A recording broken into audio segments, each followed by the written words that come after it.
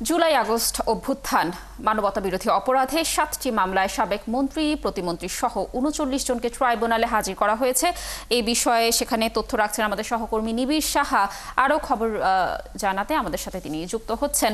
নিবিড়, নিশ্চয়ই শুনতে পাচ্ছেন আমাকে। আজ ট্রাইব্যুনালে কাকে কাকে এবং তাদেরকে কোন মামলায় হাজির করা হয়েছে এই তথ্য জানাবেন, এবং শুনানি কি শুরু হয়েছে কিনা এবং শুনানির কোনো তথ্য পেয়েছেন কিনা জানাবেন আমাদের সর্বশেষ তথ্য। লাবণী, মোট ৪৫ জনের বিরুদ্ধে আজকে তদন্ত প্রতিবেদন দাখিলের দিন ধার্য ছিল।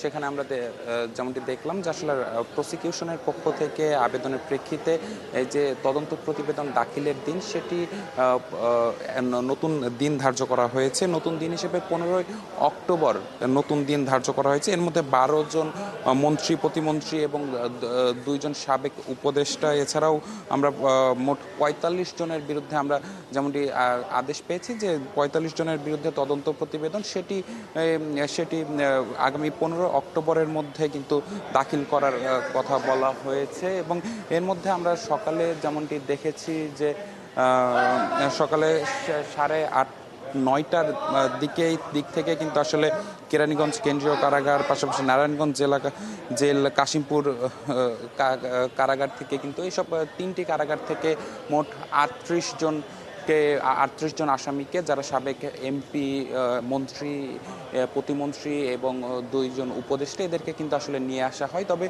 আমরা যতটুকু তথ্য পেয়েছিলাম যে 40 জনকে নিয়ে আসা হবে। তবে 2 জনকে কিন্তু আনা হয়নি। তাদের একজন সাবেক আইজিপি চৌধুরী আব্দুল্লাহ আল মামুন এবং আরেকজন সাবেক মন্ত্রী শাহজাহান খান। আমরা যতটুকু জানতে পেরেছি যে শাহজাহান খান অসুস্থ থাকার কারণে কিন্তু তাকে নিয়ে আসা হয়নি।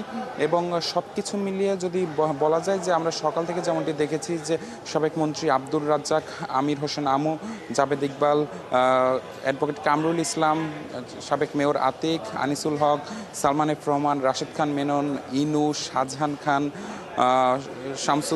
বিচারপতি শামসুদ্দিন মানিক সহ কিন্তু মোট 38 জনকে কিন্তু এই ট্রাইব্যুনালে নিয়ে আসা হয়। এবং তাদের বিরুদ্ধে মোট 60টি মামলায় কিন্তু আজকে তদন্ত প্রতিবেদন দাখিলের দিন ছিল। তবে প্রসিকিউশনের পক্ষ থেকে কিন্তু নতুন এই যে তদন্ত প্রতিবেদন দাখিলের জন্য নতুন দিনের আবেদন করা হলে কিন্তু বিচারপতি মোট এই যে ৪৫ জনের বিরুদ্ধে তদন্ত প্রতিবেদন দাখিলের জন্য নতুন দিন অর্থাৎ ১৫ অক্টোবর সেটি এখন পর্যন্ত ধার্য করেছেন। তো সব কিছু মিলিয়ে এই ছিল আন্তর্জাতিক অপরাধ ট্রাইব্যুনাল থেকে আমার কাছে থাকা সবশেষ খবর। এরপরে হয়তোবা পরবর্তী বুলেটিনে হয়তোবা আরও কিছু বিস্তারিত তথ্য আমরা জানাতে পারবো। লাবণী, নিবিড়, ধন্যবাদ আমাদের সাথে যুক্ত থাকার জন্য। আপনি থাকুন সেখানে, নিশ্চয়ই আমরা পরবর্তীতে আবার আপনার সাথে যুক্ত হয়ে সর্বশেষ তথ্য জানানোর চেষ্টা করব। দর্শক, যেমনটি বলছিলেন আমাদের সহকর্মী, ৪৫ জনের বিরুদ্ধে তদন্ত প্রতিবেদন জমা দেওয়ার নতুন দিন তারিখ ধার্য করা হয়েছে এবং সেই সাথে শুনানি চলছে এবং পরবর্তী আরও তথ্য আপনাদেরকে জানানোর চেষ্টা করব।